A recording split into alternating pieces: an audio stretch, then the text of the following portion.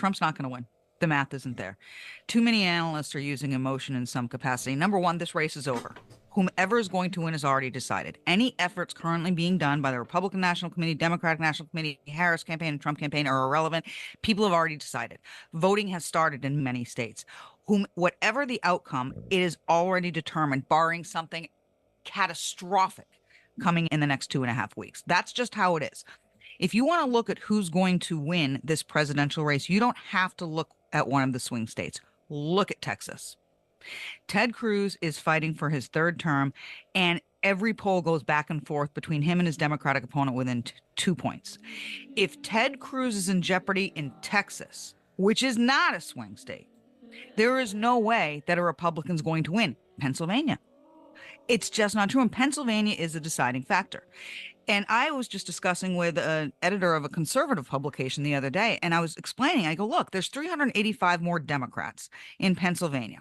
That means, if my napkin math is correct, 58 to 60% of independents have to go to Donald Trump. Now, he lost them 4 years ago. What has he done to bring them back? Absolutely nothing. As a matter of fact, he's marginalized a huge chunk of them, even more so since then, that being the women, mother-aged women.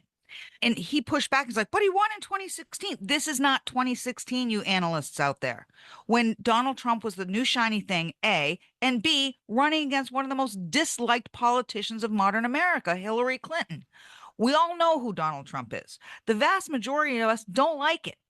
He's a narcissistic weirdo talking about calling the military out on American people who disagree with him, referencing the enemy within being political opponents within America. He is not going to win Pennsylvania. And if you don't win Pennsylvania this time around, you ain't getting that presidency. Democrats, we need to hear this.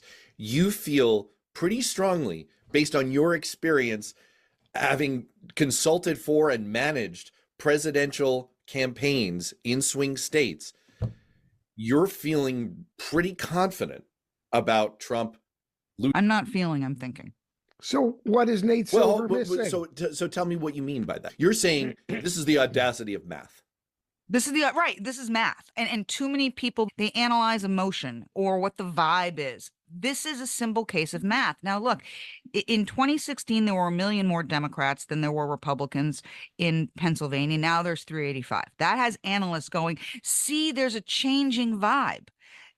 It doesn't matter. There's still this many more.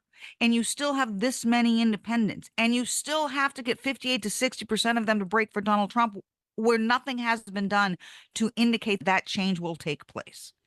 And so if you mathematically analyze the electorates and the recent history, not ancient history, of where they're going and what they're doing, that's what you look at. So when I say I think, not I feel, I think very strongly there is not a mathematical path to victory for the gentleman that Paul likes to refer to as the Orange Cheeto.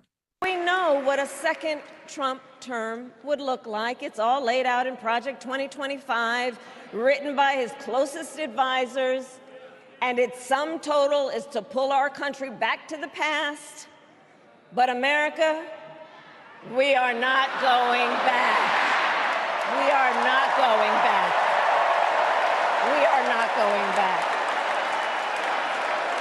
We are not going back to when Donald Trump tried to cut Social Security and Medicare.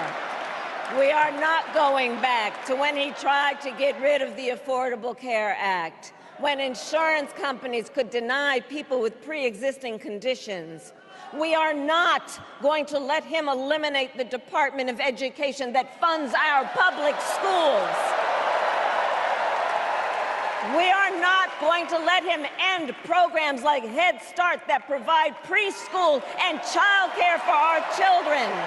America, we are not going back.